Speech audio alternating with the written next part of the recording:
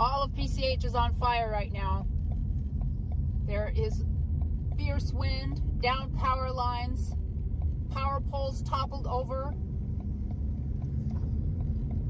Things are exploding. Gas lines are on fire.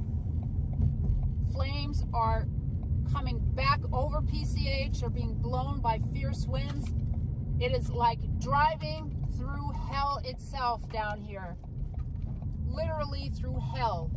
This is madness down here. These homes are on fire and you can feel the heat from the flames even from inside your car. It is insane down here.